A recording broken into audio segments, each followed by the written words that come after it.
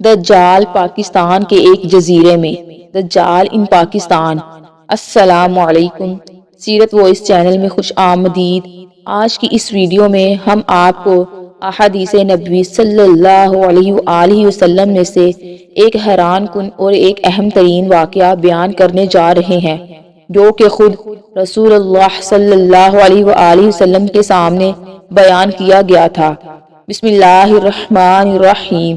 حضرت فاطمہ بنت قیس رضی اللہ تعالی عنہ سے روایت ہے، میں نے رسول اللہ صلی اللہ علیہ وآلہ وسلم کے مؤذن کو سنا جو پکار رہا ہے کہ نماز جمع کرنے والی ہے۔ میں مسجد کی طرف نکلی اور رسول اللہ صلی اللہ علیہ وآلہ وسلم کے ساتھ نماز پڑھی۔ جب آپ صلی اللہ علیہ وآلہ وسلم نماز سے فارغ ہوئے تو منبر پر بیٹھے اور آپ صلی اللہ علیہ وآلہ وسلم مسکرا رہے تھے۔ فرمایا، ہر آدمی اپنی نماز کی جگہ پر بیٹھا رہے۔ پھر فرمایا، تمہیں اس کا علم ہے کہ میں نے تم کو کیوں جمع کیا ہے؟ میں نے تم کو کسی رغبت یا رہبت کے لیے جمع نہیں کیا، بلکہ میں نے تم کو ایک واقعہ سنانے کے لیے جمع کیا ہے، جو کہ مجھے تمیم داری نے بیان کیا ہے، جو کہ ایک عیسائی تھا اور اب آ کر مسلمان ہوا ہے۔ اس کا وہ واقعہ میرے اس بیان کے مطابق ہے جو میں نے تمہیں دجال کے متعلق خبر دی تھی۔ اس نے مجھے بتلایا ہے کہ ایک مرتبہ 30 آدمیوں کے ساتھ، جو کہ لخم اور جذام قبیلے سے تھے، میں دریائی کشتی میں سوار تھا۔ 1 مہینے تک سمندر کی موجیں ہمارے ساتھ کھیلتی رہیں۔ ایک دن سورج کے غروب کے وقت وہ ایک جزیرہ پر لنگر انداز ہوئے۔ ایک چھوٹی کشتی میں بیٹھ کر وہ جزیرہ میں داخل ہوئے۔ ایک بہت زیادہ بالوں والا چارپایا ان کو ملا۔ بالوں کی کثرت کی وجہ سے اس کے آگے اور پیچھے کا کچھ پتہ نہیں چلتا تھا۔ انہوں نے کہا، تیرے لیے ہلاکت ہو، تو کون ہے؟ اس چارپائے نے کہا، میں جاسوس ہوں۔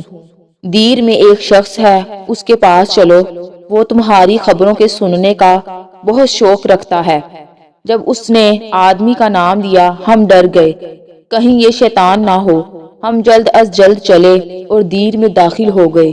اس میں ایک بہت بڑا انسان تھا۔ اس قدر بڑا انسان ہم نے کبھی نہیں دیکھا اور نہ ہی کبھی اس قدر مضبوطی کے ساتھ بندھا ہوا دیکھا ہے۔ اس کے ہاتھ گردن کے ساتھ بندھے ہوئے ہیں اور اس کے گھٹنوں اور ٹخنوں کے درمیان لوہے سے جکڑے ہوئے ہیں۔ ہم نے کہا، تیرے لیے افسوس ہو، تو کون ہے؟ اس نے کہا، میری خبر پر تم نے قدرت پا لی ہے۔ تم کون ہو؟ انہوں نے کہا، ہم عرب کے رہنے والے ہیں۔ ایک سمندری جہاز میں ہم سوار ہو گئے تھے۔ 1 مہینے تک موجیں ہمارے ساتھ کھیلتی رہیں۔ ہم اس جزیرہ میں داخل ہوئے، ہمیں ایک بہت بالوں والا چارپایا ملا۔ اس نے کہا، میں جاسوس ہوں، اس شخص کے پاس جاؤ جو دیر میں ہے۔ ہم جلد تیرے پاس آ گئے ہیں۔ کہنے لگا، مجھے بسان کے متعلق بتاؤ، کیا ان کو پھل لگتا ہے؟ تو تمیم داری اور اس کے بندوں نے کہا، ہاں لگتا ہے۔ تو اس کے جواب میں اس بندھے ہوئے شخص نے کہا، قریب ہے کہ ان کو پھل نہ لگے۔ پھر کہنے لگا، مجھے بتلاؤ کہ اب بحیرہ تبریہ میں پانی ہے؟ تو تمیم داری اور اس کے ساتھیوں نے جواب دیا، اس میں بہت زیادہ پانی ہے۔ تو بندھے ہوئے شخص نے کہا، قریب ہے کہ اس کا پانی ختم ہو جائے گا۔ پھر کہنے لگا، مجھے بتلاؤ کہ زوگر چشمے میں پانی ہے اور اس چشمے کے مالک اس سے کھیتی باڑی کرتے ہیں۔ تمیم داری اور اس کے ساتھیوں نے کہا، ہاں اس میں بہت پانی ہے اور اس کے مالک اس سے کھیتی باڑی کرتے ہیں۔ پھر کہنے لگا، مجھے امیوں کے نبی کے متعلق بتاؤ کہ اس نے کیا کیا ہے؟ ہم نے کہا، وہ ظاہر ہو چکے ہیں اور یثرب میں مقیم ہے۔ کہنے لگا، کیا عرب نے اس کے ساتھ جنگ کی ہے؟ تمیم داری اور ان کے ساتھیوں نے کہا، ہاں۔ پھر وہ بندھا ہوا شخص کہنے لگا، پھر کیا ہوا؟ تمیم داری اور اس کے ساتھیوں نے جواب دیا کہ وہ قرب جوار کے عرب پر غالب آ چکے ہیں اور انہوں نے کہا، آپ کی اطاعت کر لی ہے۔ کہنے لگا، ہاں یہ بات درست ہے، اگر وہ اطاعت اختیار کریں ان کے لیے بہتر ہے۔ اب میں تمہیں اپنے متعلق بتلاتا ہوں کہ میں مسیح دجال ہوں۔ اور قرب ہے کہ مجھے خروج کی اجازت ملے، میں نکلوں گا اور زمین میں چلوں گا اور مکہ اور مدینہ کے علاوہ 40 راتوں میں ہر قریہ اور بستی میں جاؤں گا۔ مکہ اور مدینہ میں داخل ہونا مجھ پر حرام ہے، ان میں سے جس میں داخل ہونا چاہوں گا مجھے آگے سے ایک فرشتہ ملے گا جس کے ہاتھ میں سونتی ہوئی تلوار ہوگی، مجھے اس سے روکے گا اور اس کے ہر راستے پر فرشتے اس کی حفاظت کرتے ہوں گے۔ رسول اللہ صلی اللہ علیہ وآلہ وسلم نے اپنی لاٹھی مبارک منبر پر ماری اور فرمایا، یہ طیبہ ہے، یہ طیبہ ہے، یہ طیبہ ہے۔ مراد اس سے آپ صلی اللہ علیہ وآلہ وسلم مدینہ منورہ لیتے تھے۔ کیا میں نے تم کو یہ حدیث بیان کی تھی؟ لوگوں نے کہا، جی ہاں۔ آپ صلی اللہ علیہ وآلہ وسلم نے فرمایا، وہ شام کے دریا میں ہے یا یمن کے درمیان میں ہے؟ نہیں، بلکہ مشرق کی جانب ہے، اور اپنے ہاتھ سے مشرق کی طرف اشارہ کیا۔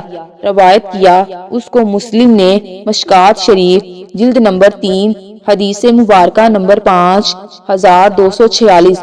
یہاں حدیث مبارکہ کے ضمن میں آپ کو یہ بات بتلاتے چلیں، جن امیوں کے نبی کے بارے میں دجال نے پوچھا تھا وہ حضور سید عالم خاتم النبیین حضرت محمد مصطفیٰ صلی اللہ علیہ وآلہ وسلم ہے۔ یعنی دجال جزیرے میں قید کے دوران تمیم داری اور اس کے ساتھیوں سے حضور سید عالم صلی اللہ علیہ وآلہ وسلم کے معاملات کے بارے میں آگاہی لے رہا تھا۔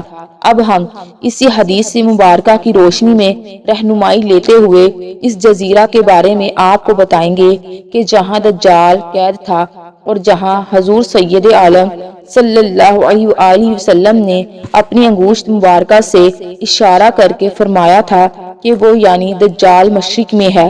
مدینہ منورہ کے مشرق کی بالکل سیدھ کی جانب 4 جزیرے ملتے ہیں، ہندوستان کا لکشدیپ آئرلینڈ، عمان کا میسیرا آئرلینڈ، یمن کا اسکاٹ لینڈ اور پاکستان کا استولا آئرلینڈ۔ حدیث مبارکہ کے مطابق دجال نہ ہی شام میں ہے نہ یمن میں، اس لیے 2 آئرلینڈ یعنی عمان کا مسیحا آئرلینڈ اور یمن کا اسکاٹر آئرلینڈ تو اس فہرست سے نکل گئے۔ اب بچے ہندوستان کا لکشدیپ آئلینڈ اور پاکستان کا استولا آئلینڈ۔ تو مدینہ منورہ کی جانب سے اگر مشرق کی جانب سیدھی لکیر کھینچی جائے تو حضور صلی اللہ علیہ وآلہ وسلم کی پیش خبری کا صحیح مصداق پاکستان کا استولا آئرلینڈ ہی بنتا ہے۔ احادیث کے مطابق یہاں ایک مندر بھی موجود تھا جو کہ صرف اور صرف پاکستان کے استولا آئی لینڈ میں ہی موجود ہے، اور یہ مندر ہندو کی سب سے خطرناک دیوی یعنی کالی ماتا کا مندر ہے۔ اس کالی ماتا کا حلیہ بھی جساسہ یعنی اس 4 ٹانگوں والے شخص کے جیسا تھا جو تمیم داری کو سب سے پہلے جزیرے پر ملا، اور جساسہ ہی تمیم داری کو دجال کے سامنے لے گیا تھا۔ اب ہم ان نشانیوں پر بات کرتے ہیں جو دجال نے تمیم داری کو بتائی تھی، جن کے پورا ہو جانے پر دجال آزاد ہو کر دنیا میں ظاہر ہوگا۔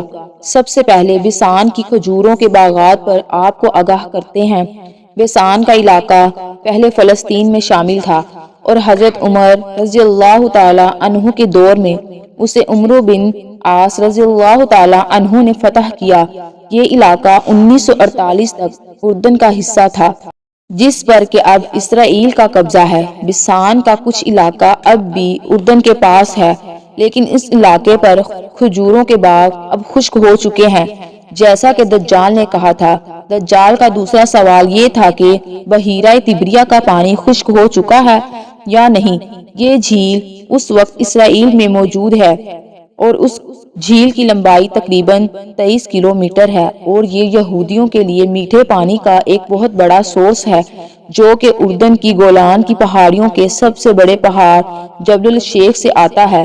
اور اس وقت صورتحال یہ ہے کہ یہ جھیل اپنے 100 سال میں پانی کی سب سے کم ترین سطح پر آ چکی ہے، یعنی یہ جھیل تیزی سے خشک ہونے کے قریب آ چکی ہے، جیسا کہ دجال نے کہا تھا۔ دجال کا اگلا سوال گولان کی پہاڑیوں کے بارے میں تھا، جسے 1967 یعنی 1967 کی جنگ میں اسرائیل نے شام سے چھین لیا تھا۔ انہی پہاڑیوں کے ساتھ تبریہ کی جھیل اور زوگر کا چشمہ بھی موجود ہے، اور اسی کے قریب بیسان کا علاقہ بھی موجود ہے، یعنی 3 علاقے جن کے متعلق دجال نے دریافت کیا تھا، یہ وہ تمام کے تمام علاقے یہودیوں کے قبضے میں آ چکے ہیں۔ اب آپ ان تمام واقعات کو جمع کریں تو یہ بات روز روشن کی طرح عیان ہو جاتی ہے۔ دجال اور قرب قیامت کے واقعات کے رونما ہونے میں اب زیادہ سال نہیں ہیں۔ اب دجال جس جزیرے پر قید تھا وہ پاکستان ہی میں موجود ہے۔ ناظرین، ویڈیو پسند آئی ہے تو لائک کر دیں اور اپنی قیمتی رائے کا اظہار کمنٹ باکس میں ضرور کریں، اور آپ مزید ایسی ہی معلوماتی ویڈیوز دیکھنا چاہتے ہیں تو میرے چینل سیرت وائس کو سبسکرائب کر لیں۔